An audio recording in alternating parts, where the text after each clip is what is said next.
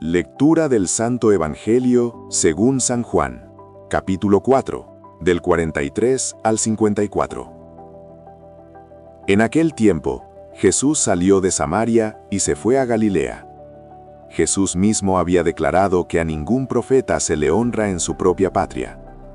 Cuando llegó, los galileos lo recibieron bien, porque habían visto todo lo que él había hecho en Jerusalén durante la fiesta, pues también ellos habían estado allí. Volvió entonces a Caná de Galilea, donde había convertido el agua en vino. Había allí un funcionario real, que tenía un hijo enfermo en Cafarnaúm. Al oír que Jesús había venido de Judea a Galilea, fue a verlo, y le rogó que fuera a curar a su hijo, que se estaba muriendo. Jesús le dijo: «Si no ven ustedes signos y prodigios, no creen». Pero el funcionario del rey insistió: «Señor, ven antes de que mi muchachito muera». Jesús le contestó: «Vete, tu hijo ya está sano». Aquel hombre creyó en la palabra de Jesús y se puso en camino. Cuando iba llegando, sus criados le salieron al encuentro para decirle que su hijo ya estaba sano. Él les preguntó a qué hora había empezado la mejoría. Le contestaron: «Ayer, a la 1 de la tarde, se le quitó la fiebre». El padre reconoció que a esa misma hora Jesús le había dicho: «Tu hijo ya está sano». Y creyó con todos los de su casa. Esta fue la segunda señal milagrosa que hizo Jesús al volver de Judea a Galilea. Palabra del Señor. Gloria a ti, Señor Jesús. Y la fuente nos traslada a una ubicación específica, a Caná de Galilea. Sí, un lugar clave. Y el autor del texto no da puntada sin hilo, porque hace una anotación al margen, recordando que en ese exacto lugar fue donde, tiempo atrás, se había convertido el agua en vino. Nos ancla de nuevo en la idea del prodigio visual.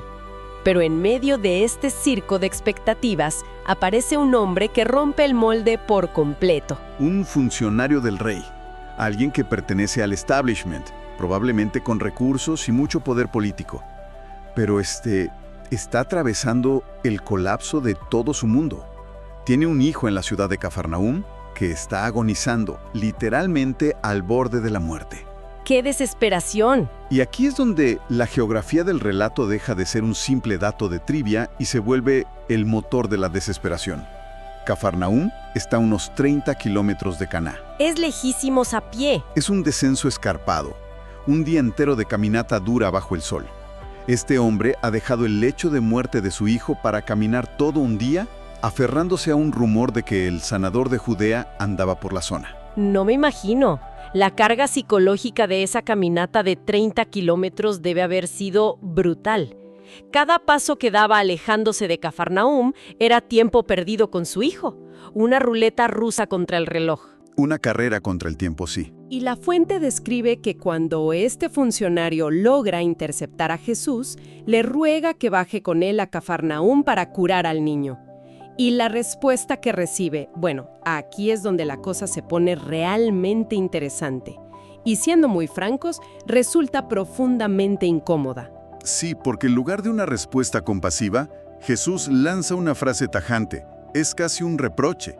Dice: «Si no ven ustedes signos y prodigios, ¿no creen?». Es un balde de agua fría, no inventes. Basta imaginar la escena en un contexto moderno para sentir el nivel de rechazo. Imagina un padre que llega derrapando a la sala de urgencias de un hospital. Ok, a ver, visualicémoslo. Los pasillos tienen esa luz blanca, fluorescente, se escucha el sonido de los monitores en el fondo y el hombre trae a su hijo en brazos perdiendo la vida. Está al borde del colapso, rogando por intervención médica. Ajá. Y el médico de guardia, que es el único con la autoridad para hacer algo, en lugar de gritar por una camilla e iniciar maniobras, se cruza de brazos, mira al padre y empieza a dar un sermón sociológico. Órale. Empieza a quejarse de cómo la sociedad moderna tiene pésimos hábitos alimenticios y solo busca pastillas mágicas en lugar de hacerse responsable de su salud. Es una falta de empatía salvaje. Responder con este tipo de amor apache filosófico cuando hay una vida apagándose en tiempo real, de verdad parece una crueldad innecesaria. Sí, a primera vista suena durísimo, pero si conectamos esto con un panorama más amplio, Lo que parece una falta de empatía es, en realidad, un triaje psicológico muy complejo. Un triaje. A ver. Sí, el texto es muy deliberado con la gramática. Jesús no dice si no ves tú, en singular. Usa el plural. Dice si no ven ustedes. Ah, claro. Está hablando en plural. Exacto. En ese pasillo de urgencias metafórico, el médico no le está hablando solo al padre. Está diagnosticando a toda la sala de espera. Está confrontando directamente esa mentalidad superficial de los galileos que describimos hace un momento. Esa cultura adicta al efecto especial visual. Así es, adicta a necesitar ver para poder validar cualquier autoridad. El funcionario, lamentablemente, pues se convierte en el daño colateral de una intervención dirigida a extirpar la idea de que la verdad necesita un show de luces para ser real. Ok, es un diagnóstico social, estoy de acuerdo. Pero el padre sigue ahí parado, con las manos vacías y el tiempo corriendo. Y la fuente ilustra perfectamente que a una persona en crisis, la crítica sociológica le importa un rábano. Sí, le da exactamente igual. Le dice, Señor, ven antes de que mi muchachito muera. Es el equivalente a decir, tienes toda la razón sobre la decadencia de la sociedad. Anótalo en un libro si quieres. Pero por favor súbete a mi coche que mi hijo no respira. Totalmente. Esa es la tensión central del relato.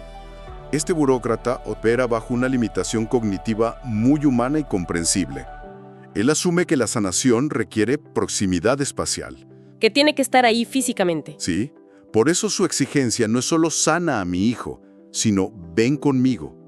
En su mapa mental, el agente curativo tiene que estar físicamente junto a la cama, tiene que tocar al paciente, tal vez recitar algo, hacer una intervención tangible, pues. Sí, como todos pensaríamos, ¿no? Claro, exige la presencia física porque él también es producto de su entorno. Necesita ver la mecánica del prodigio para asegurar que está funcionando. Pero la respuesta a esa desesperación rompe todos los esquemas del hombre. Le quitan el espectáculo presencial de tajo, porque la resolución que registra el texto es de una sequedad impresionante. Jesús simplemente le dice, vete, tu hijo ya está sano. Y ya, fin de la consulta. Así, sin más. No hay un viaje de 30 kilómetros de regreso juntos, no hay un ritual místico, solo una frase descriptiva. Y lo que ocurre a continuación es, yo creo probablemente, el salto al vacío más grande de toda esta crónica. El texto afirma, aquel hombre creyó en la palabra de Jesús y se puso en camino. Es un quiebre de paradigma monumental. Este individuo, que minutos antes estaba aferrado a la idea de arrastrar físicamente al sanador hasta su casa, de pronto da media vuelta y acepta emprender el largo camino de regreso solo con una emisión de sonido.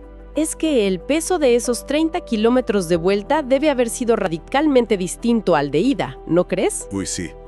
Va caminando con la tensión de no saber si acaba de ser despedido con una mentira piadosa o si realmente lleva la cura en la memoria de una frase. Y aquí es donde la arquitectura de la mente humana entra en su fase más analítica. Ajá. Porque el relato demuestra que la voluntad de creer tiene un límite. Eventualmente, el cerebro exige pruebas. Exactamente, el cerebro necesita el papeleo, necesita auditar el milagro. Entonces, ¿qué significa todo esto al final? La fuente nos lleva a la recta final del viaje.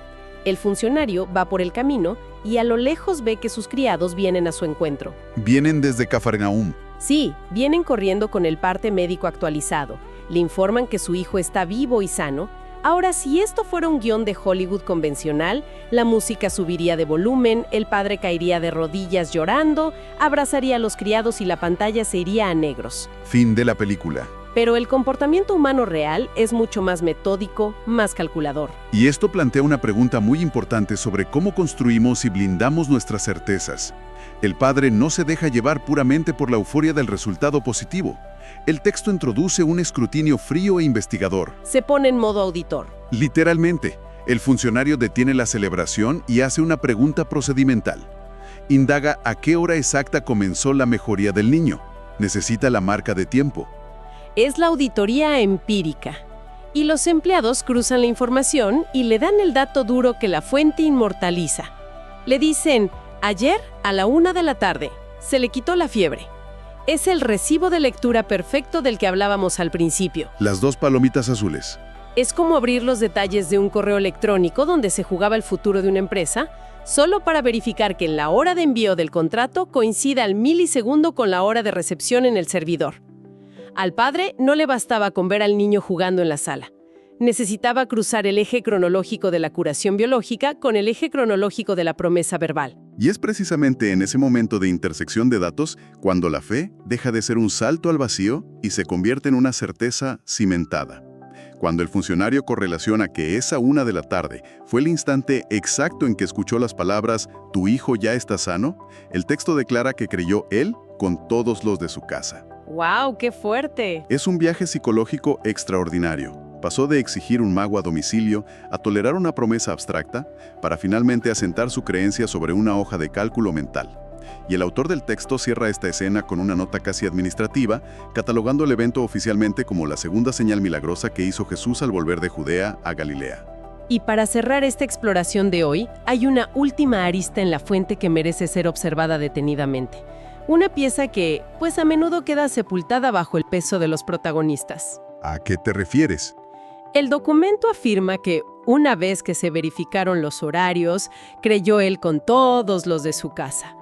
Pero vale la pena detenerse a analizar la experiencia desde la perspectiva de esos empleados, de los criados que estuvieron físicamente en esa habitación en Cafarnaúm. Ah, es un ángulo de visión completamente distinto. Esos individuos estaban junto a la cama sudada del niño. Ellos fueron la primera línea en atestiguar cómo la biología cambiaba de rumbo de manera abrupta a la 1 de la tarde. Vieron la fiebre desaparecer. Sí, lo vivieron en primera fila. Pero en ese momento preciso, en esa habitación cerrada, nadie experimentó un evento sobrenatural. Claro que no. Alivio médico, un golpe de buena suerte gigantesco. El evento no contenía ninguna carga trascendental durante el resto de ese día, ni durante la noche entera. No sabían que había una promesa flotando en el aire. Exacto. No fue sino hasta 24 horas después cuando el padre polvoriento regresó de su larga caminata y puso sobre la mesa el dato que faltaba, o sea, la promesa hecha a 30 kilómetros de distancia. Ahí la realidad se reconfiguró. La información aislada no tenía sentido hasta que se juntaron los dos conjuntos de datos. Así es, el que tenía la causa no estaba viendo el efecto y los que presenciaron el efecto ignoraban por completo la causa. El prodigio no existió en el vacío de un solo individuo, tuvo que ser ensamblado en equipo de forma retrospectiva. ¡Qué maravilla de observación! Y bueno, solo cuando ambas partes de la ecuación se sentaron a auditar el tiempo, el evento ordinario se transformó en algo extraordinario. Es una demostración de que, a veces, la comprensión total de un hecho no cae del cielo en un destello cegador de claridad, sino que requiere recolectar las piezas dispersas, comparar los relojes y construir la revelación en conjunto. Quien nos escucha hoy quizá puede preguntarse, ¿cuántos de nuestros propios momentos clave están esperando a que alguien más llegue con la otra mitad de los datos?